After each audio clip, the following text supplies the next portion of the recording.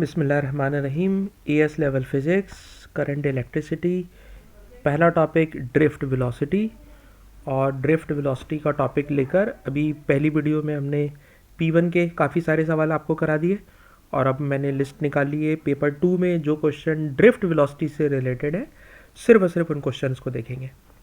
तो read and right unit number 11 paper 2, question number 2 में drift velocity का question है।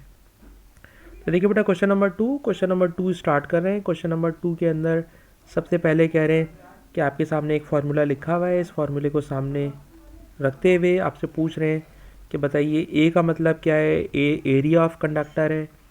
एन का मतलब क्या है, number density of charge carrier है। उसके बाद असली सवाल ये जो मेन क्वेश्चन है, वो मेन क्वेश्चन क्या है। तो ज़रा इस मेन क्वेश्चन को देखिए बेटा। मेन क्वेश्चन ये है कि एक वायर है, उस वायर में यहाँ से करंट एंटर हो रहा है, और जब करंट एंटर हो रहा है तो उसकी ड्रिफ्ट वेलोसिटी Vx है, ठीक है ना। और जब ये करंट यहाँ से जाकर यहाँ से निकलेगा तो देखिए वायर जो एंड वाई है उसके ऊपर डायमीटर आधा हो गया है, और जब डायमीटर आधा हो जाएगा तो ऑब्वियसली अभी हमने थोड़ी देर पहले देखा कि एरिया कम हो जाए तो ड्रिफ्ट वेलोसिटी बढ़ जाती है, ड्रिफ्ट वेलोसिटी बढ़ जाती है। तो क्वेश्चन है स्केच अ ग्राफ। हमने ग्राफ स्केच करना है, ग्राफ बनाना है जनाब। और ग्राफ बनाने के लिए बता रहे हैं कि जब करंट यहाँ से एंटर हो रहा है तो उसकी वैल्यू है Vx। जब करंट एंटर हो रहा है तो एंटर होते हुए उसकी वेलोसिटी है Vx, और जब करंट Vx वेलोसिटी है तो Vx ये पहला पॉइंट हो गया हमारे पास, ठीक है ना। अब इसका दूसरा पॉइंट क्या होगा जब वो y पर पहुँचेगा। y पर पहुँचेगा तो दूसरा पॉइंट क्या होगा, ग्राफ स्केच करना है।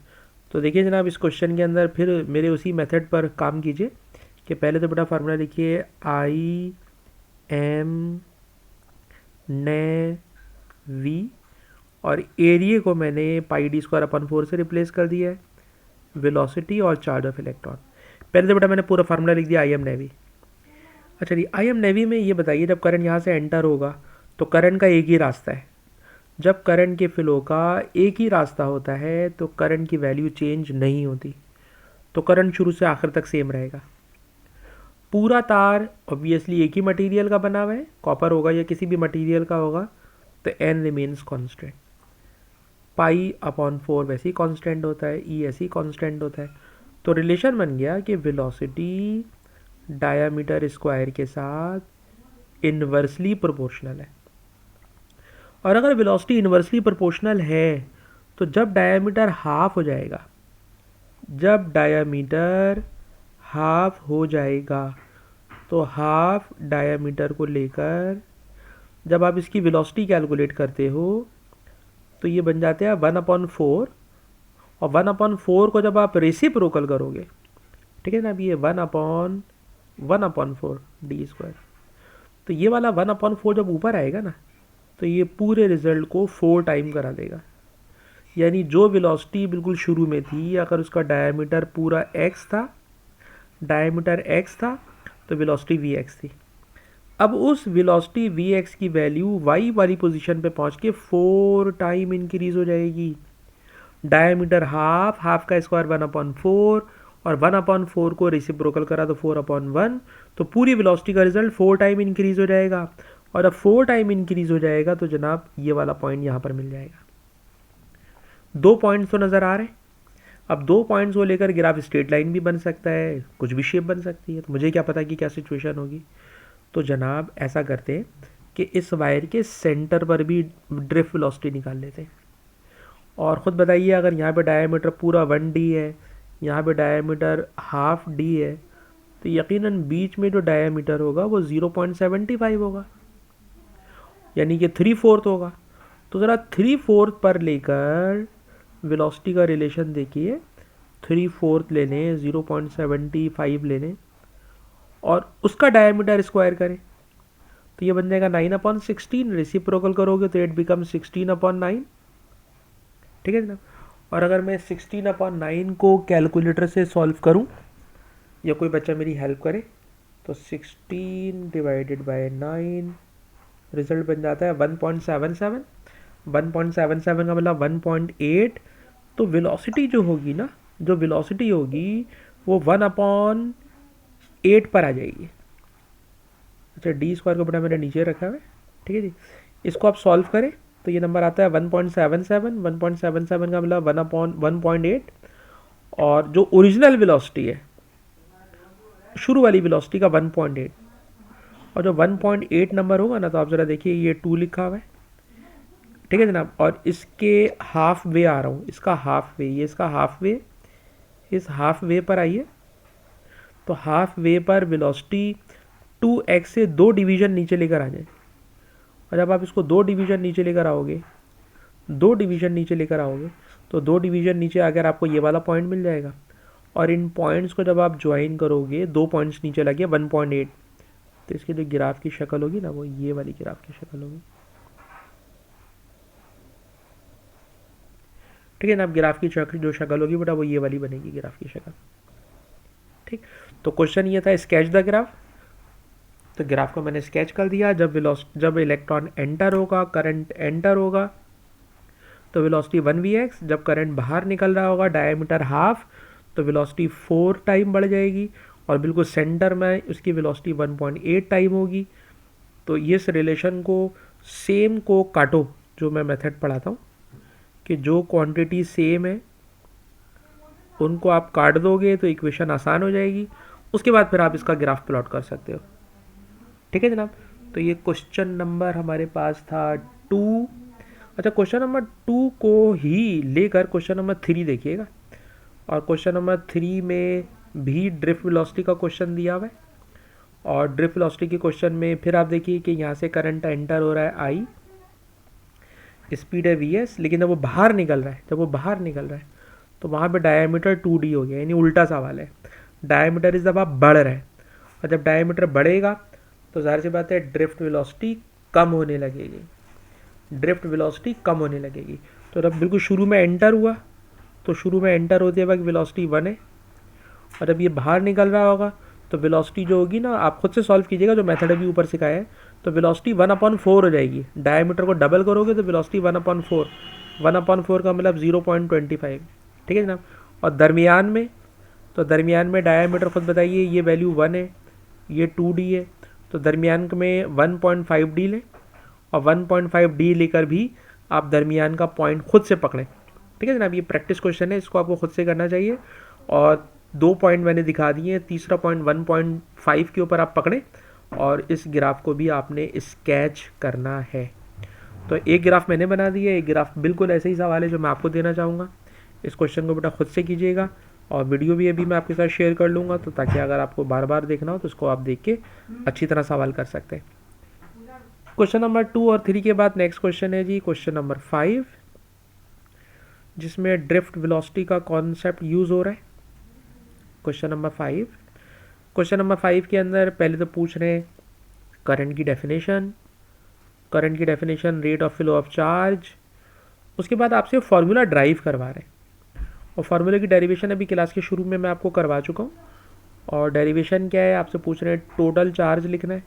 तो आपको याद होगा टोटल चार्ज का फार्मूला होता है NE, और जहाँ N लिखा हुआ है, N की जगह आएगा number of electron into volume into E, और वॉल्यूम का फार्मूला होता है length into area into E। तो पहली वाली वीडियो के अंदर मैंने पूरी डेरिवेशन की हुई है, उस डेरिवेशन को देख के आप कर सकते हैं। 1 मार्क क्वेश्चन है, इसलिए मैं लंबी नहीं करना चाह रहा इसमें, लास्ट क्लास में करा चुका हूँ। फिर ये फार्मूले की डेरिवेशन है, फार्मूले की डेरिवेशन मैंने आपको स्क्रीनशॉट लेनी है। अच्छा जी, स्क्रीनशॉट क्या, मैं तो अभी आपको पूरी वीडियो दे दूंगा जनाब, वीडियो के अंदर आप आराम से इसको नोट कर लीजिएगा, ठीक। लेकिन Q is equal to NE। Sir वो ग्रुप में भी ऐड कर दे मुझे। जी ग्रुप में भी ऐड कर लूँगा अभी मैं क्लास के फ़ौरन बाद आपको। अच्छा जी, चार्ज हो गया बेटा, चार्ज के बाद ये करंट का फार्मूला हो गया। उसके बाद असली क्वेश्चन हमारा ये है, जो मेन टॉपिक है, जो अभी हम आपको सिखा रहे हैं बेटा, वो ये वाला टॉपिक है। इस टॉपिक के अंदर भी आप आएँ और ड्रिफ्ट वेलोसिटी की नज़र से इस क्वेश्चन को देखें। तो पहले तो फार्मूला लिखिए IM नेवी, और जहाँ एरिया लिखा हुआ है, इस एरिया को फिर रिप्लेस कीजिए पाई d² से, ठीक है जनाब, क्योंकि क्वेश्चन डायमीटर की फॉर्म में। इस क्वेश्चन के अंदर कह रहे हैं कि एक वायर है, और ये वायर बीच में से डैमेज हो गया है, और जब ये डैमेज हो गया तो डैमेज होकर जो सेंट्रल पोर्शन है आप देखिए सेंट्रल पोर्शन का डायामीटर छोटा है, ठीक है जनाब, सेंट्रल पोर्शन का डायामीटर छोटा है, और जो इसका शुरू वाला पोर्शन है, उस शुरू वाले पोर्शन को अगर हम देखें तो शुरू वाले पोर्शन का डायामीटर ज़्यादा है, तो डायामीटर में चेंज आ रहा है और बाकी सारी चीज़ें सेम है। तब तो आपको याद हो जाना चाहिए करंट का एक रास्ता है, करंट कैंसिल कर दें, पूरा वायर सेम मटेरियल का बना हुआ है, एन कैंसिल कर दें, पाई और 4 ऑलरेडी कांस्टेंट है, ई हमेशा कांस्टेंट है, कैंसिल हो जाता है। इतने सारे सवाल मैं करा चुका हूँ और आपको ये वाली बात समझ में आ जाना चाहिए कि सेम क्वांटिटीज़ को कैसे कैंसिल करते हैं।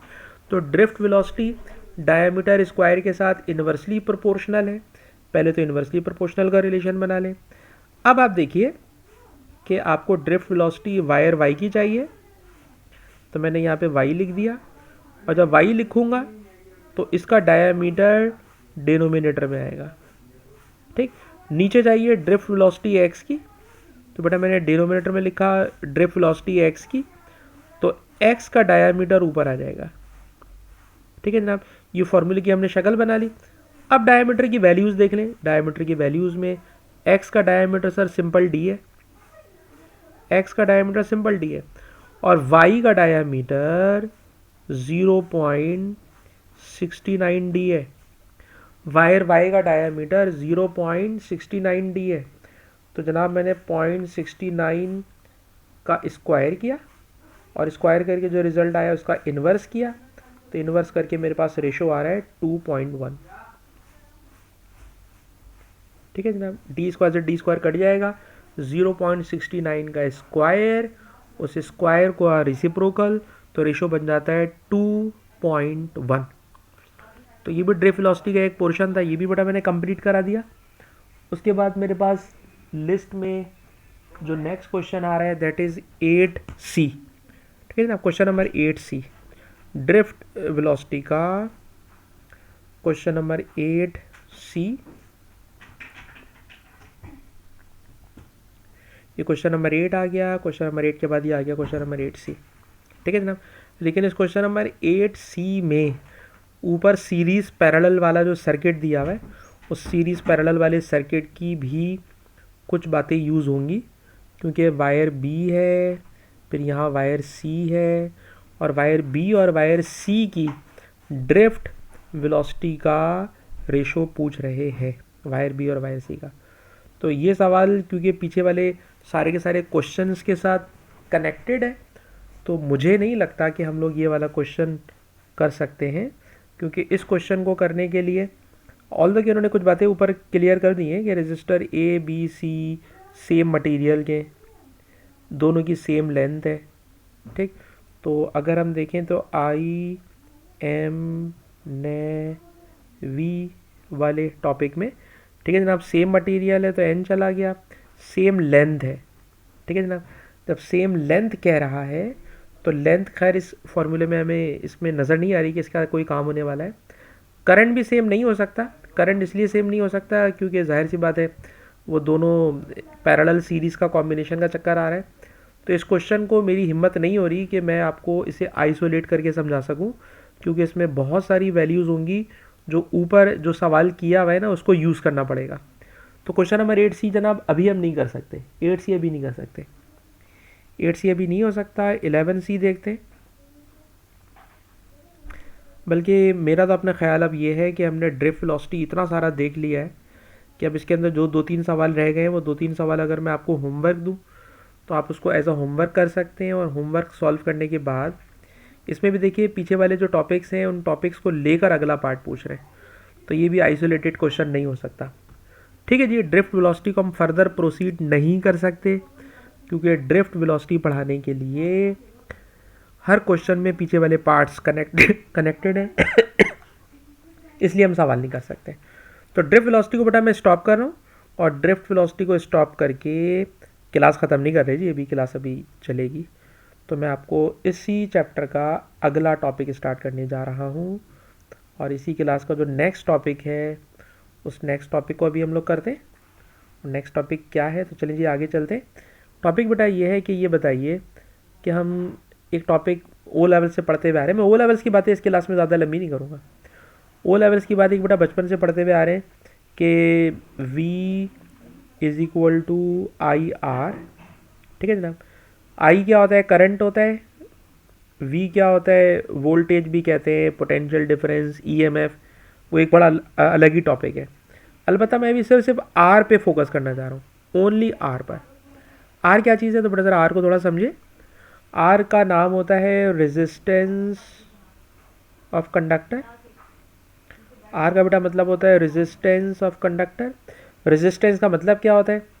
सर जब किसी वायर से करंट पास कराते हैं तो वो वायर सॉलिड मटेरियल का होता है, और अब सॉलिड मटेरियल का होगा तो सर ऑब्वियसली उसके एटम एक दूसरे से बहुत करीब करीब होंगे, और जब एटम सर एक दूसरे से बहुत करीब करीब होंगे तो उनके दरमियान सेपरेशन नहीं होती, और जब उनके दरमियान सेपरेशन नहीं होती तो उनके दरमियान से जब करंट पास कराते हैं तो करंट का मतलब होता है इलेक्ट्रॉन्स का फ्लो।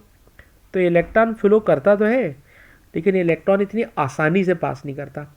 जब इलेक्ट्रॉन इसमें से करंट पास इलेक्ट्रॉन फ्लो कर रहा होता है तो इलेक्ट्रॉन को फ्लो करने में मिलती है ऑपोजिशन, और जितनी ऑपोजिशन कोई कंडक्टर ऑफर करता है तो opposition offered by conductor, conductor जितनी ऑपोजिशन ऑफर करेगा उसी ऑपोजिशन का नाम होगा रेजिस्टेंस। तो कोई वायर कम रेजिस्टेंस ऑफर करता है, कोई वायर ज़्यादा रेजिस्टेंस ऑफर करता है। तो सर ये रेजिस्टेंस किन चीज़ों पे डिपेंड करती है? तो आइए जनाब रेजिस्टेंस के टॉपिक को प्रॉपर्ली स्टार्ट करते हैं कि रेजिस्टेंस कितने फैक्टर्स पर डिपेंड करती है।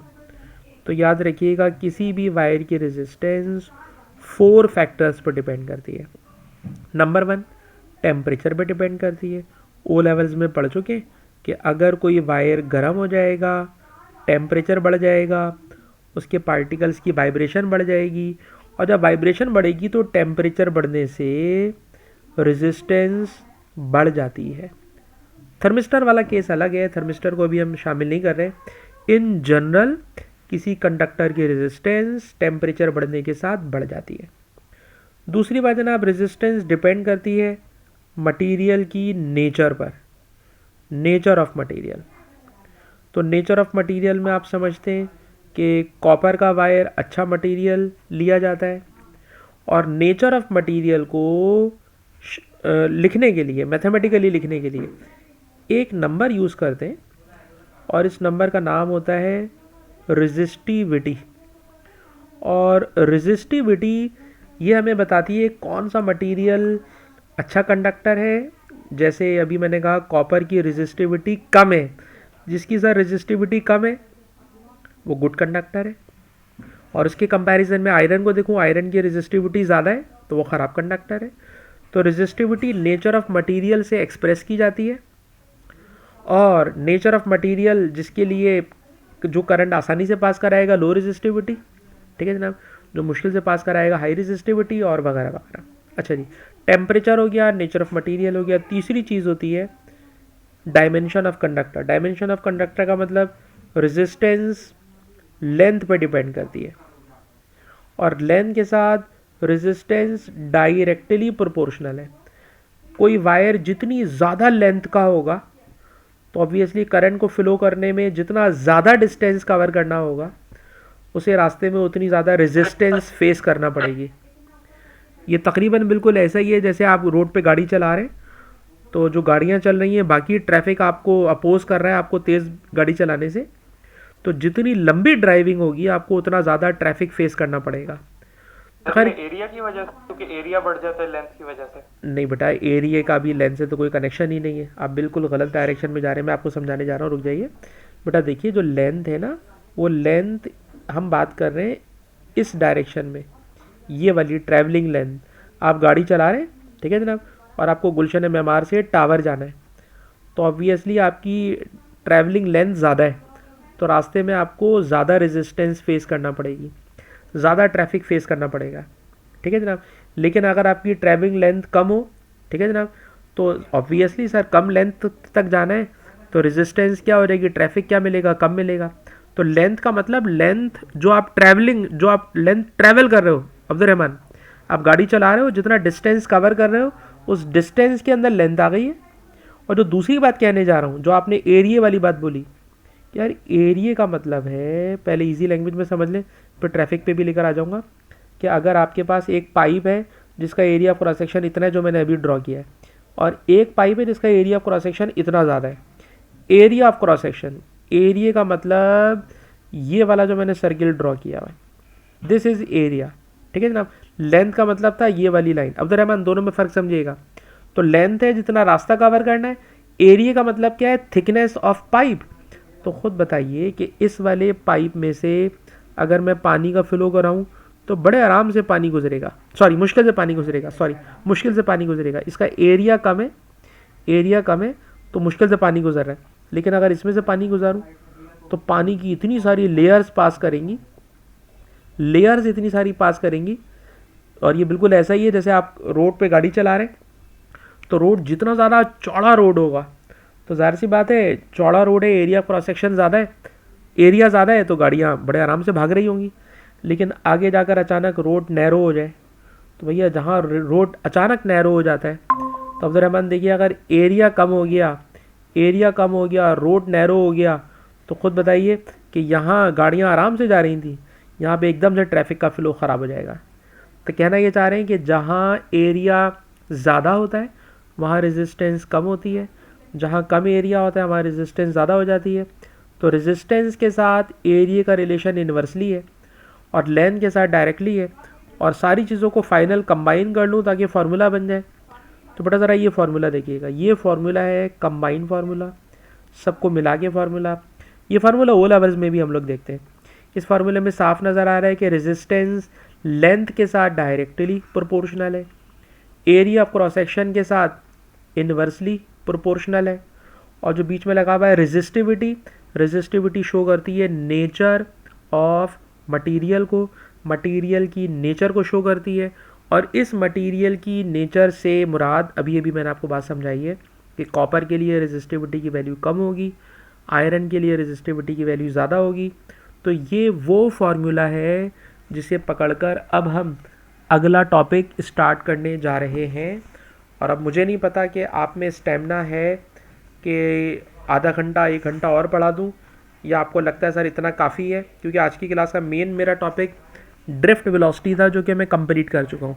अब अगर मैं रेजिस्टिविटी पे जाता हूं तो ऑब्वियसली मैं नई फाइल खोलूँगा 11.3 यूनिट रीड एंड राइट का, और इसमें एक बहुत लंबी लिस्ट बनाई है, फिर वाले सवाल कराना शुरू कर दूंगा। तो रेजिस्टिविटी को बेटा आज की क्लास में रखें या कल कराऊं? बेटा हसन आप क्या कहते हैं, आप मशवरा दीजिए। कल पे करा दे, कल पे करा देंगे, कल पे करा देते। और अब्दुलरहमान बेटा आप हमें क्या मशवरा देते?